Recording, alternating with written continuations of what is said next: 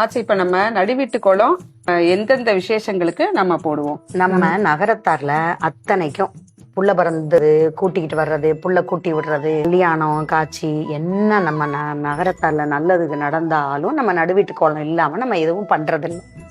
கோலம் போடுறோம் அப்படின்னா முதல்ல நம்ம சங்கூதி பிள்ளையாருக்கு வணங்கிட்டு கட்டம் கட்டுறது நம்ம பிள்ளைங்க வாழ்க்கை கட்டு செட்டா இருக்கணும் அப்படிங்கிறதுக்காக இந்த கட்டம் கட்டுறோமா முதல்ல. இது நம்ம முன்னோர்களை வணங்குறதுக்காக. இந்த நெளி போடுறோம்ல, அது என்னன்னா வாழ்க்கையில நெளிவு சுழிவா இருக்கணும், எல்லாத்துக்கும் விட்டு கொடுத்து போகணும். நடுவீட்டு கோலத்துல 4 கார்னர்ல ஒவ்வொரு டிசைன் போடுறோம். அதுக்கு ஒவ்வொன்றுக்கும் ஒவ்வொரு அர்த்தம் இருக்கு. அது என்னன்னு சொல்லுங்க. இப்ப சங்கு போடுறோம் அப்படின்னா அடுத்தடுத்து சங்கூதர விசேஷங்கள் நம்மளுக்கு நிறைய வரணுங்கிறதுக்காக. முக்காலி போடுறோம் அப்படின்னா 16 வகை செல்வங்களும் நம்மளுக்கு கிடைக்கணுங்கிறதுக்காக. பூ போடுறோம், தாமரை பூ, வேற பூ, அது பூ டிசைன் போடுறோம் அப்படின்னா நம்மளோட வாழ்க்கை நந்தவன மாதிரி பூத்து குழுங்கணுங்கிறதுக்காக. இந்த நடுவீட்டு கோலத்துல 2 வருஷம் புள்ளி குத்துறோம். அது எதுக்கு குத்துறோம்?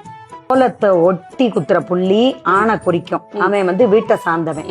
அதை ஒட்டி நம்ம குத்துற புள்ளி அந்த ஆணை சார்ந்து இந்த பொண்ணு இருக்கணுங்கிறதுக்காகத்தான் இந்த ரெட்டை புள்ளி குத்துறோம். அது அப்படியே விலகிராம நல்லா ஒத்து சேர்ந்து ஒன்னா இருக்கணும்.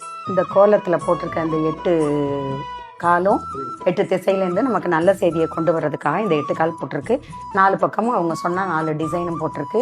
ஒரு துணைக்கோலம் போட்டிருக்கு. ஒரு நடுவிட்டு கோலம் போட்டா துணைக்கோலம் போடணும். அப்பதான் அடுத்தடுத்த விசேஷத்தை அது கூட்டிக்கிட்டு வருமா. அதுக்காக இந்த கோலம் போடுறது மட்டும் இல்லை, இது மொழுகிறதும் நம்ம நல்ல நாள் பார்த்து நல்ல நேரம் பார்த்து தான் அதை மொழுகணும். அப்பதான் அடுத்தடுத்து நமக்கு நல்ல கோலம் போடுற விசேஷங்கள் அடுத்தடுத்து வரும்னு அர்த்தம்.